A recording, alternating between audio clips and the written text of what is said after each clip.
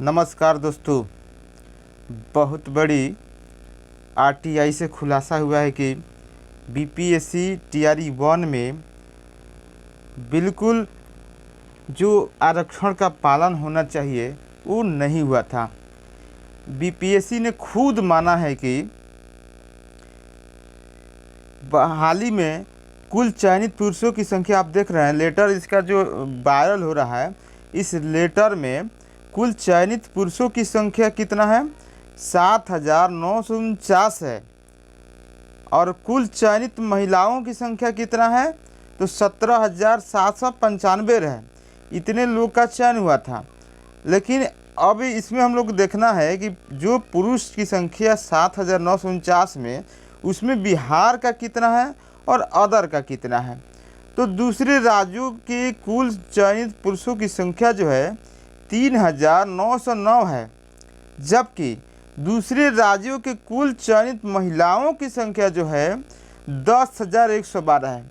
अब सोचिए आप कि 17,795 में दूसरे राज्य की महिलाओं की संख्या 10,112 हो जा रहा है। यानी कितना हो रहा है? लगभग 60% जो है महिलाओं ने सीट लेकर चला गया है दूसरे राज्य की।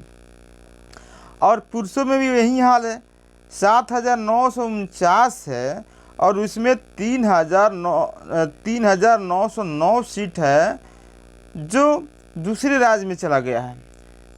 बताइए, यह बहाली जो था वो बिहार के लिए था या बाहरियों के लिए था? आप साफ शब्द में कहेंगे कि यह बहाली जो था बिहार में तो हुआ था, लेकिन बिहार के लिए नहीं, बिहार से बाहरियों के लिए हुआ था। वाकई बिल्कुल सत्य बात है कि यह बहाली जो हुआ था वो बाहरियों के लिए हुआ था।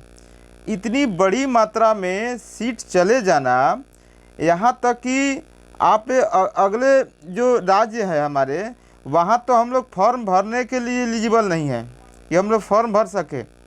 और फॉर्म भी भरेंगे तो मात्र कितना सीट मिलेगा हम लोग को? 10% तक सीट मिल सकता है, इससे ज़्यादा नहीं मिलेगा। और यहाँ 50% से अबव सीट अगर दिया गया है। और शिक्षा विभाग जो है बार बार चिल्ला रहा था कि पूरी आरक्षण रोस्टर की हम लोग पालन किए हैं, बिल्कुल ऐसा नहीं हुआ है। और चिल्ला कर बोल रहे थे कि मात्र 10% हम लोग सीट दिए हैं, यहाँ तो 50% सीट दिया गया है। ये तो सरासरी नाइंसाफ़ी है बिहार के बच्चों के लिए, बिहार के अभ्यर्थियों के लिए। क्या ऐसे सरकार को, ऐसे गद्दार सरकार को वोट देना चाहिए? ये जो चीज़ है, इस पे हम लोग को विशेष फोकस करनी चाहिए।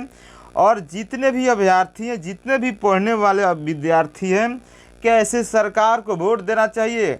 मेरा वोट नोटा पर जा सकता है, लेकिन ऐसे गद्दार सरकार जो भी हो, जो भी नेता हो, उन लोगों को वोट देना बिल्कुल जायज़ नहीं है। अगर आपका जो भी एक भी वोट चला जाएगा तो समझिए कि आपका पढ़ा लिखा हुआ बेकार है। धन्यवाद। जय श्री राम।